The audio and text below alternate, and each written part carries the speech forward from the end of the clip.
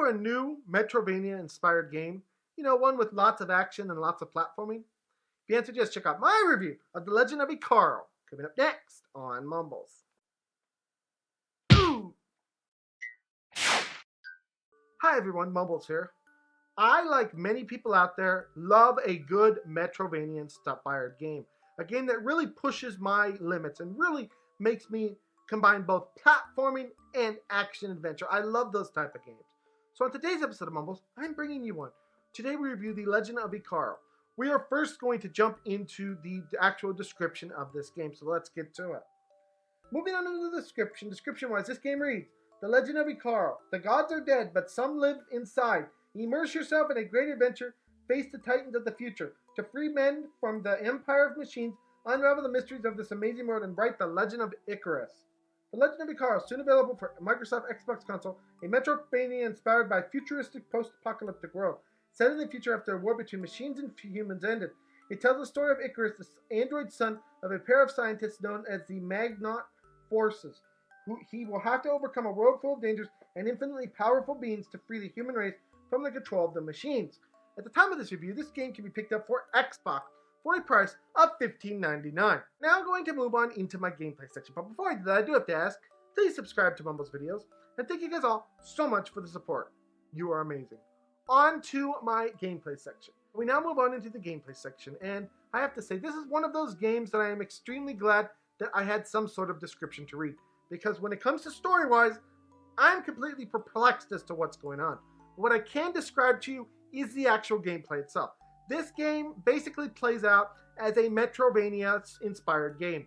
Basically, you're tasked with moving through each level, jumping on platforms, making certain jumps, shooting enemies, punching enemies, and as you proceed through this game, upgrading your character to get bigger, better shots that can be used to help destroy the enemies. And that's basically the game. It's a very simple one today. Not a lot to talk about here. There's a lot of hard jumping. There's a lot of hard battles. You're shooting things. You guys get the idea.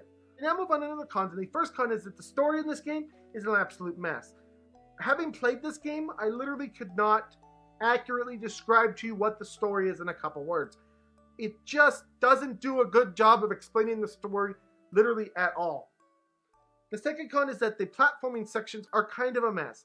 It puts all these hard platforming jumps and things like that, things that it wants you to make in this game, like jumping from ladder to ladder and avoiding chainsaws as you do that, but it doesn't give you the necessary tools in movement to usually be able to effectively do that. So you're usually struggling with ladders to get up those ladders and things like that, which is relatively disappointing in a game that requires such heavy, hardcore parkour in it.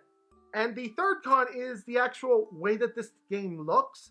I feel that this game feels like it's zoomed out rather far over other Metrovania type games. It seems like you sit so far back from the main character, there's just a lot going on the screen at all times. I understand they wanted to give you a broad look, but I feel like they could have zoomed this screen in a little bit. It would have been a little bit easier to see your character. And those are my three cons for this game today. So knowing all this, we now move on into my score section. I have to say, the first thing I want to cover here is this game, the entire thing, is made by a one-person studio. One person designed the game, did all this stuff for the game, and when you think of it in terms of that, it's impressive. They didn't have some big budget to go off of. They had basically themselves. They did everything for it. So in that regard, this game is impressive. It is impressive that a one-person studio could pull it off. And they pulled off a game that has some good ideas in it and is a good starting point for any game. However, when I look at it as a game as whole, you know, I'm not just taking into account, hey, it's the one-man studio. When I'm looking at it as just a game, I gotta be honest with you guys and say, you know, it's one of those games that really I did not find all that impressive. I felt like the cons really distracted from the gameplay experience. I felt like some stuff needed done to make this game feel better, with the controls being better, with the platforming being a little bit better, with everything kind of about it just being a little bit better. So in that regard, I have to be honest with you guys and say that it's not the best game I've ever played.